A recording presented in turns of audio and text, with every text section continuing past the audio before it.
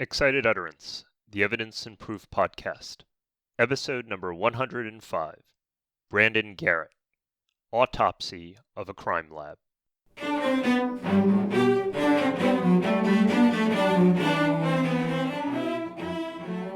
Welcome to Excited Utterance. I'm your host, Ed Cheng from Vanderbilt Law School. Excited Utterance is your podcast for cutting-edge scholarship and developments in the world of evidence. We bring virtual workshops to you throughout the academic year. This week, our guest is Brandon Garrett. Brandon is the L. Neil Williams Jr. Professor of Law at Duke Law School, where he's the director of the Wilson Center for Science and Justice. Among other things, Brandon teaches courses on forensic evidence, scientific evidence, habeas corpus, and the death penalty. Our podcast today features Brandon's new book, Autopsy of a Crime Lab, which was recently released by the University of California Press. In it, Brandon provides a comprehensive look at the problems of forensic science today. He uses a number of high-profile wrongful conviction cases to review the flaws in various forensic disciplines. He also revisits failed attempts at forensic science reform, as well as some successes, and offers a blueprint for fixing forensics for the future.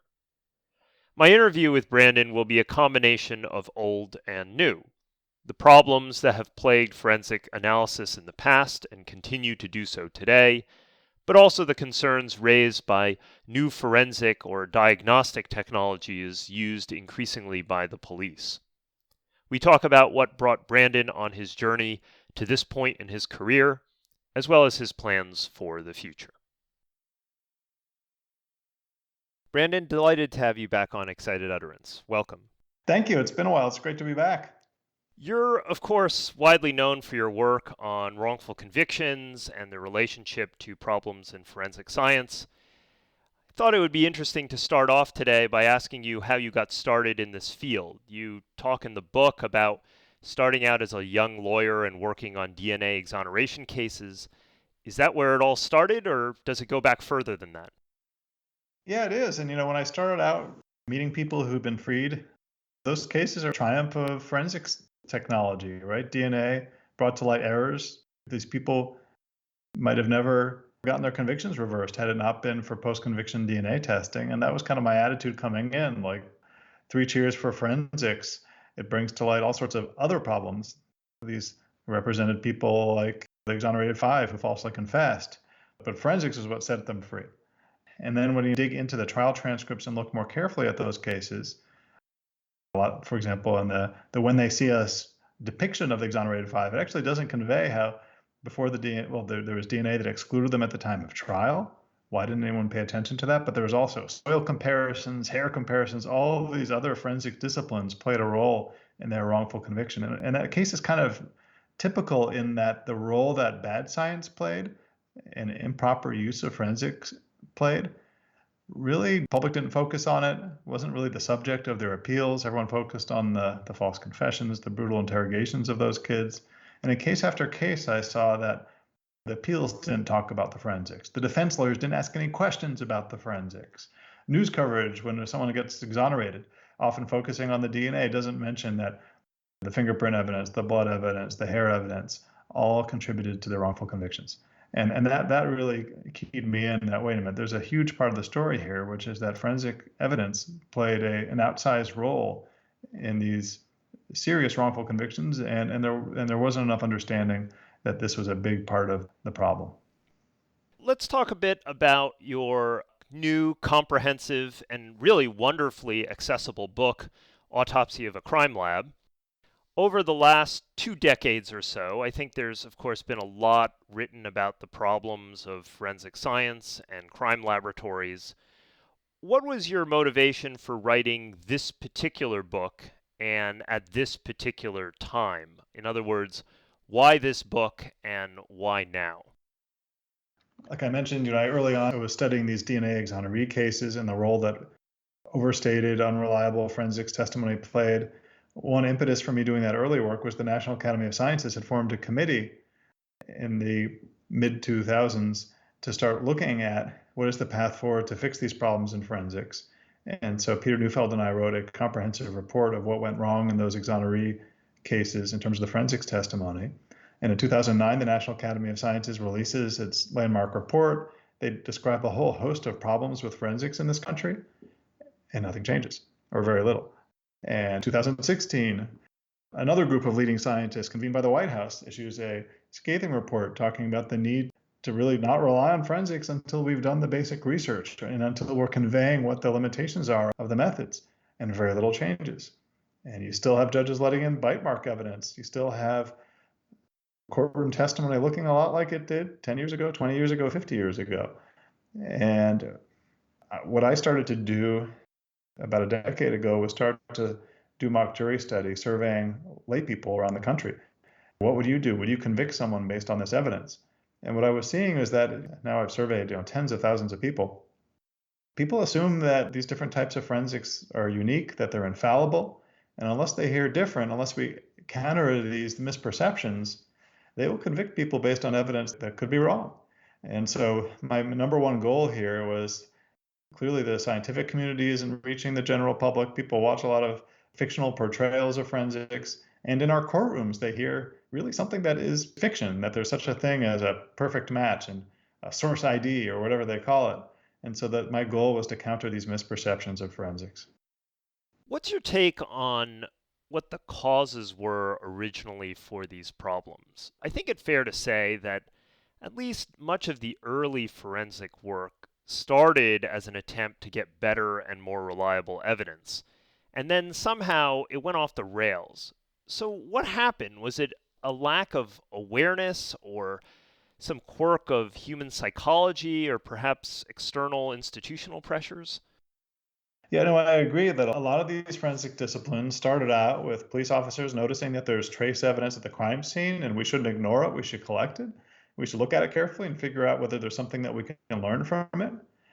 Some uses of forensics, even if you're just like looking at stuff under a microscope and reaching a judgment about it, are still pretty useful. Like if at the crime scene you find a long, straight blonde hair, it definitely didn't come from me. My hair is, well, increasingly graying and it's short and curly. And what's not gray is black, not blonde. And so you can exclude someone really reliably. But having made that contribution, oh, we can exclude someone. This person couldn't have left that bite because, he's missing some teeth. Or this hair is blonde. Garrett couldn't have left it. The pressure was on to then say, well, who can you include? Can you use these minute traces to say that this defendant did it? Sometimes experts started off by saying things carefully and saying, well, we don't know that much about hairs. We don't know how many people might have similar hairs. But this defendant's hairs are somewhat similar. Prosecutors then maybe encouraged them, or judges said, look, we can't let this in unless you're sure. Are you sure? Oh, yes, I'm sure. And then all of a sudden you had testimony in case after case with courts approving it, saying, oh, yes, I'm sure the teeth made that mark. The fingerprint, it's an individualization or it's a source ID.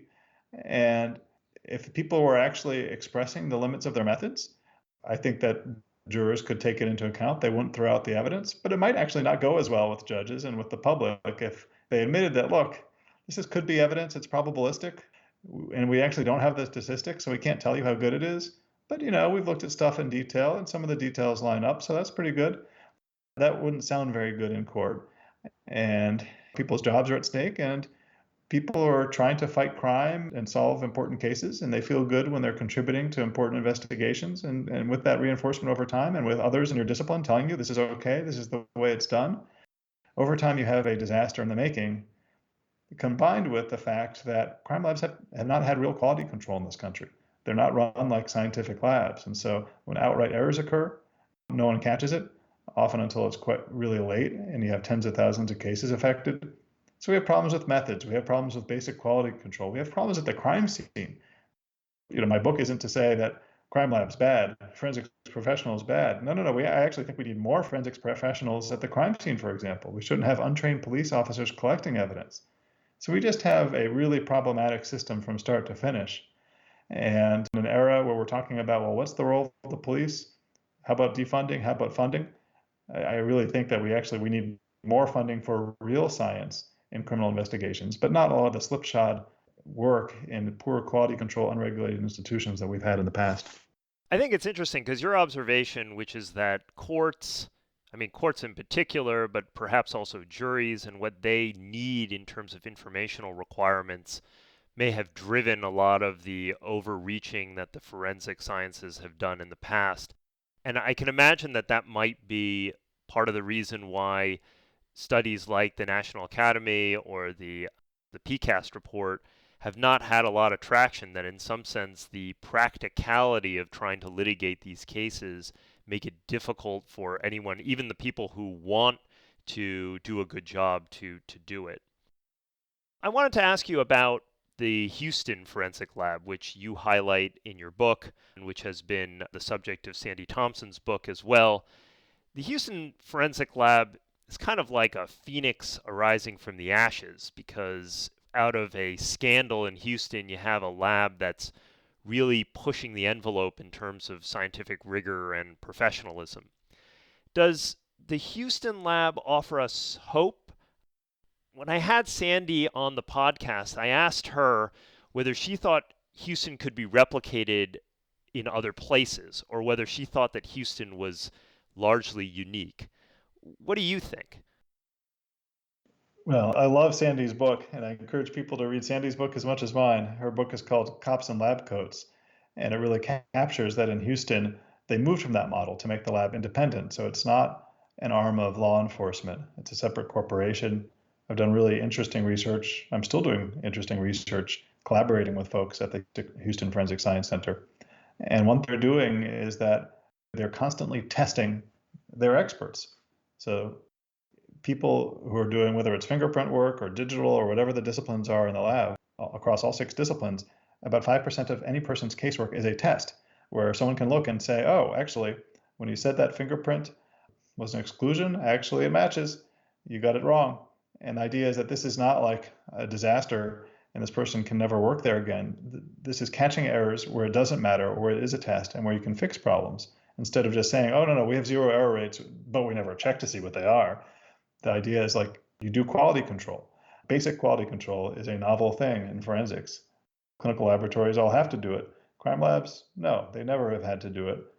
Other labs can do it. It doesn't take a horrible crisis like they had in Houston to permit it to happen. Houston's been reaching out and seeking to collaborate with other Texas labs. Some labs are sort of dipping a toe in and doing a little bit more blind testing or blind supervisory sort of verification in cases. But if it takes a crisis, there's certainly a lot of other labs that have had crises or shutdowns or audits. Unfortunately, they haven't really reacted to them by adopting those kind of searching changes. So Houston is a beacon, and there's a lot of good work being done to try to extend what they're doing to other labs around the country and make it more standard. But ultimately, I think that the way to go is to have meaningful regulation to require quality control labs. We shouldn't be requiring labs to go through crisis and separation agreements to finally do what any real laboratory should do, which is basic quality assurance. If I can switch gears a little bit, I want to ask you about some of the relatively newer technologies that you critique toward the end of the book. For example, you talk about the field test kits for drug testing and rapid DNA, body cameras, and breathalyzers, although I suppose breathalyzers are not exactly new. It would seem to me that these kinds of field tests would be a welcome development in policing, because at least they offer a relatively more objective type of evidence. Not perfect by any means, but surely better than a subjective police officer's impression. You raise a number of concerns about these new technologies. What are those concerns about those technologies? Yeah, so there's databases, there's field tests, there are a whole bunch of different ways to think about the ways that technology come into policing today. And there are really important debates at the state level, local level. People are thinking about technology and policing a lot more now, which is exciting, and it's a good thing. One concern is that when you have huge forensic databases with lots of stuff in them, it can make the job of examiners more challenging, particularly where these algorithms are black box, and the job of them is to pick evidence as similar as possible to what you have from a crime scene.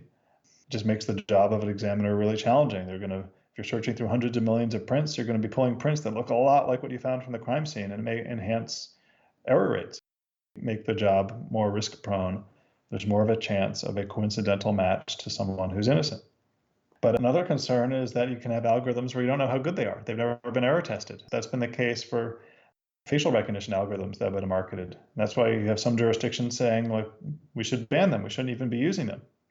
Now, these things can be used for different purposes, and it can be one thing to use it to generate leads and another thing to use it to actually convict someone.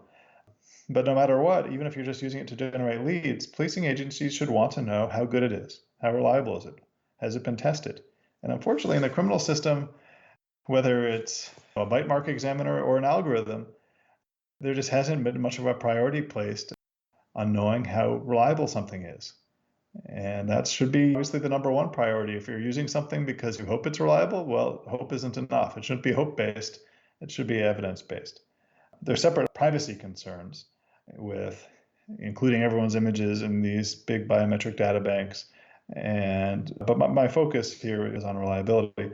A separate question with testing evidence in the field and having officers who are not trained as forensic examiners putting stuff in a box to see whether they get a hit. Those kits are similarly often of unknown reliability or poorly tested, or they consume evidence. And there have been all sorts of wrongful convictions based on flimsy kits. Now, if you had really accurate kits that were as good as something done in the lab, that would be great. No reason to have someone with a science background in a lab who may be backed up in their work doing something that could be done in the field cheaply and accurately. The problem is cheaply hasn't meant accurately in the past.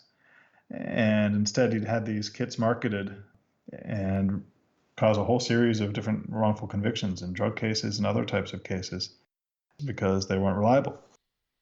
So practically, what's your take on this? So what should we do in the meantime? Is it that these technologies should not be used until they are completely transparent or they're sufficiently transparent and well tested? Or do we use them in the hope that they're better than a subjective police officer regime and then work behind the scenes to get the transparency and testing that we're looking for? Yeah, so if we don't know how reliable something is, we shouldn't be relying on it, certainly not in court. Maybe you could rely on it as a lead in the meantime. And so it might be something useful to identify a suspect, but then you would need to rely on other evidence in court. That's fine. You're not worried about admissibility. You still may have questions about how reliable your lead is, even. But, law enforcement often rely on leads of unknown provenance. You get an anonymous tip, you have no idea how reliable it is. That's why you do other evidence gathering. And so you can still use forensics for leads. Many techniques, you can use them to exclude people reliably, because if it's a blonde hair, you can be sure that it didn't come from any of the people with black hair like me. So, but to include people, to rely on it in court as evidence that a particular person did it, or to connect a gun to a person or an object or whatever it is, then you need to be living up to a reliability standard. And you need to be disclosing what level of uncertainty there is and not just acting like, oh, it's perfect evidence. And so in the meantime, before the studies are done, I'm of the view that judges should not let the evidence in. Even when the studies are done, if the technique relies on the judgments of the expert, we need to know how good this expert is. It could be that there's low error rates for fingerprinting if it's a good quality fingerprint, but how good is this fingerprint examiner? We're depending on their judgment, their experience, and their training to use some kind of broadly defined methods accurately. So how good is this person? Does this person have good judgment, good eyesight? Does their experience over time make them even better at their work, or do they get burned out? And we don't know unless they're being tested regularly. And judges should insist on that if they're going to call someone an expert. Now, if judges don't do it, then things will continue largely as they have unless regulators step in. Very few states have any kind of regulation. Texas has a forensic science commission, and they concluded, for example, that bite mark evidence shall not be admitted. It's not. There hasn't been research to support it. We shouldn't be using it. We need more of that, where we put pressure on these disciplines to actually show that they're good before we're going to rely on them.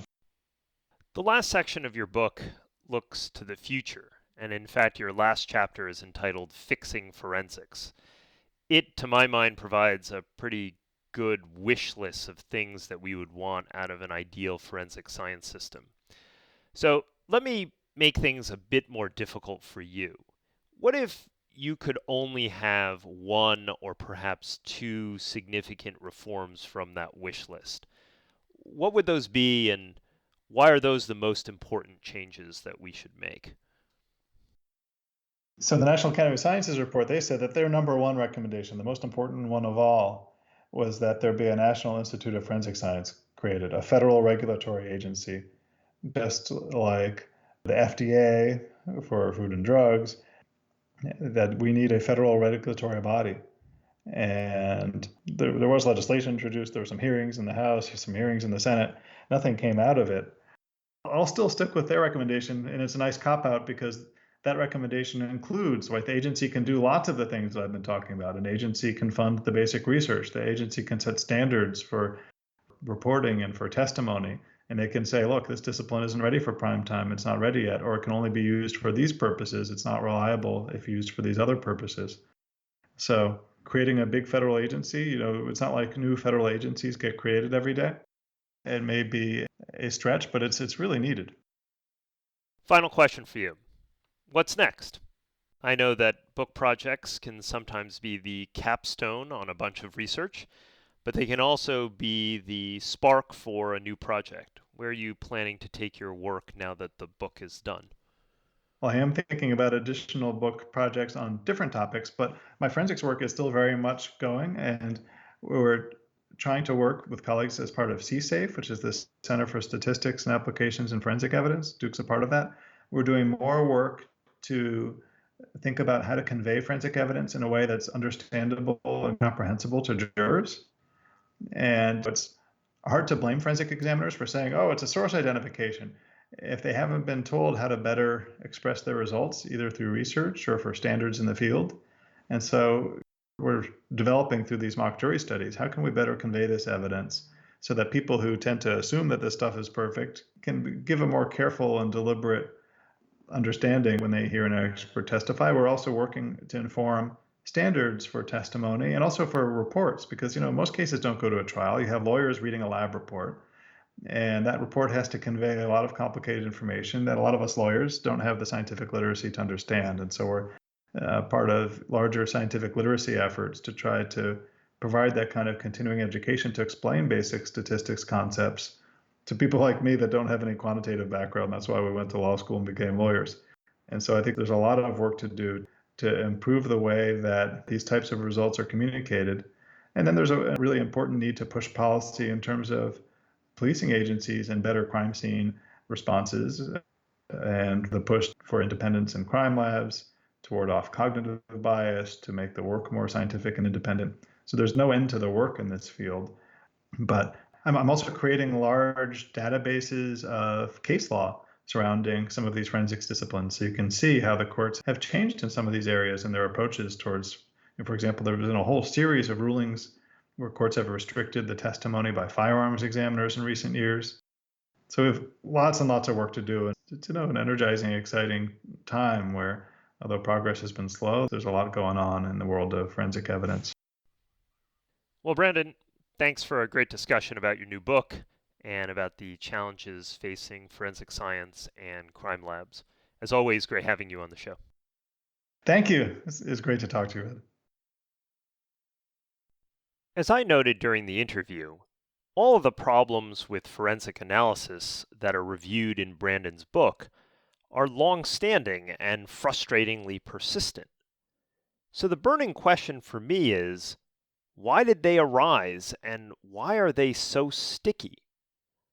One interesting answer Brandon offered in his interview is that, in effect, courts wanted it this way. For the uninformed or the non-technically inclined, perhaps false positive and false negative rates, population statistics, or the various other complexities associated with forensic and diagnostic methods are unwelcome information. The legal system wants yay or nay results, not 84.3% or answers like, well, it depends on your assumptions.